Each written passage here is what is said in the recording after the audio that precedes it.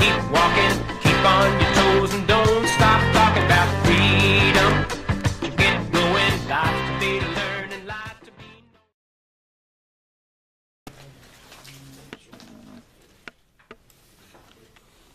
How y'all doing tonight? My name's Pickens Co. For those that don't know me yet, I am running for the 14th congressional seat, currently held by Tom Graves.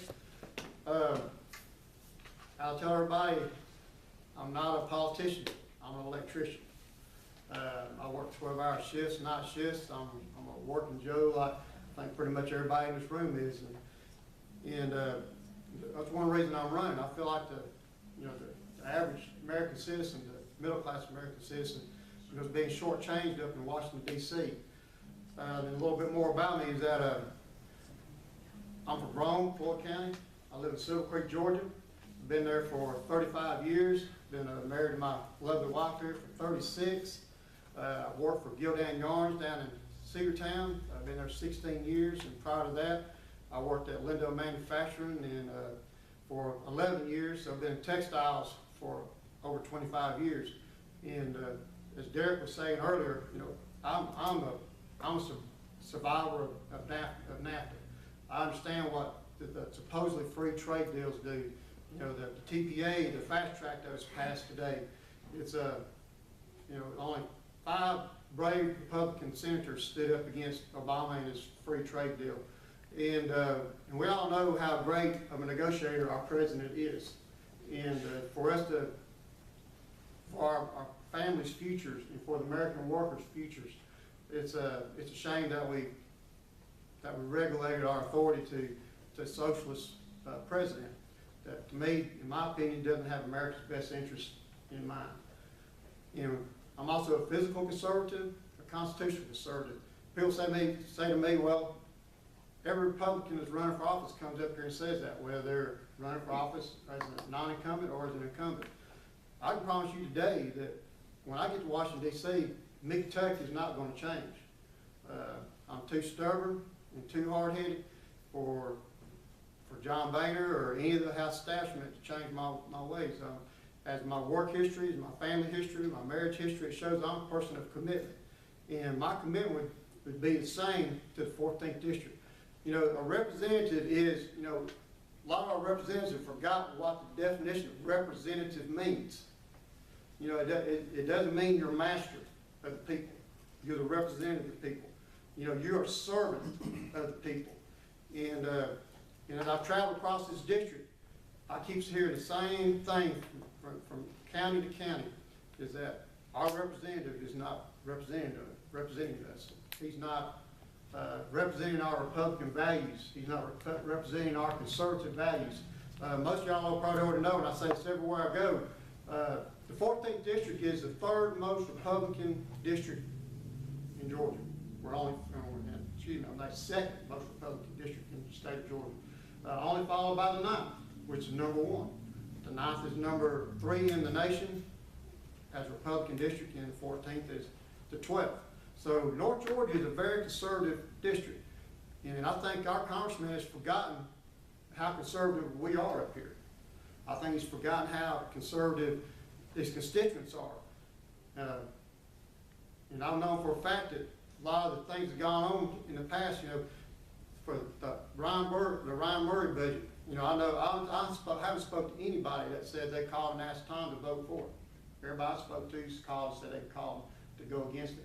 And it's cut our veterans benefits. It cut their retirement benefits in the future. It seems like every time we have a tax cut, they want to cut the budget, which they don't never really cut it. It's doing stuff revenue neutral, as they call it. And always remember, when they say revenue neutral, that means we're not cutting the budget. We're just swapping money from here to there. So don't let them fool you with that revenue neutral talk. But it seems like our veterans, like Derek was saying earlier about, all of a sudden it's getting election time, they're going to start passing these bills saying we support our veterans, support our veterans. But each budget that they passed is done damage to our veterans. The last one, the Cromley budget, as they call it, it increased the premium benefit or the premiums and deductibles for all of our veterans that are dealt through the VA. It's just terrible how things go on like that. But this is something I was gonna do Saturday. I was told that I was gonna get to speak Saturday at the GOP meeting, and I didn't. Unfortunately, I got here and I was informed that I was not gonna be allowed to speak after I was invited to speak. So I don't know what went on there, but I respected the chairman's decision and, you know, went on. I got for me right here, you know, they had a tomato fiesta, so I was gonna use some tomatoes. I like using visual aids. You know, I got 2 tomatoes right here in front of me. You know, were advertised as tomatoes for sale. You know, they're both red, they both got green foliage on them. You know, they're both called tomatoes. Now this tomato here is ripe and juicy, you know, ripening in the southern sun, as I like to say. You can slice it up, put it on a sandwich any which way you want to, put it on salad, put it on your plate along with your steak dinner. But you know, this tomato is edible and it's real. The only difference is this tomato right here, this tomato is artificial. Yes, it looks like this tomato, and it's called a tomato, it's sold as a tomato, but one is real and one is not. You know, you can take this tomato and slice it any way you want to, if you can, and you can put on a piece of bread. It doesn't matter how much blue plate mayonnaise you put on there, or lettuce, or bacon, which you would never be able to eat this. It'd be unedible. If you did try to eat, you'd spit it out of your mouth. And that's how our politicians are nowadays. Is they come up and they're going to say, "I'm real."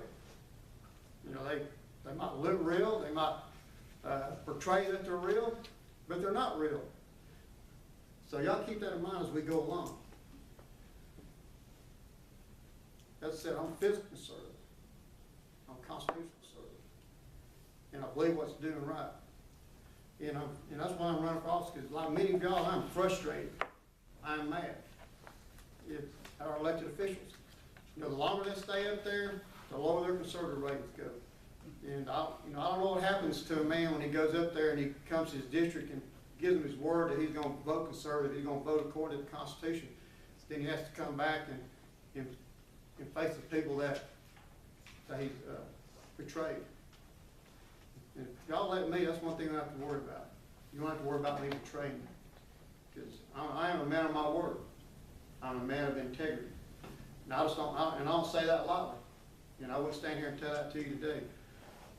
My thing is, I would not be able to go to Washington, D.C. and vote against the wishes of the people of the 14th District and then come back home and have to face them. You know, I would not be able to go to sleep at night if I know that I had made promises to be conservative on fiscal issues, for budgets and for balanced budgets, and for constitutional things that have to come back and have to face you, or even have to come down here and do damage control. Now, if you got to come down here from Washington, D.C. and come back into your district and do damage control, that tells me right there you're not doing your job, that you're letting the people down. So my name is Mickey Tuck, and remember there's real ones and there's fake ones. And I guarantee and promise you, I am the real one, and I appreciate your vote and support come next primary time. Thank you.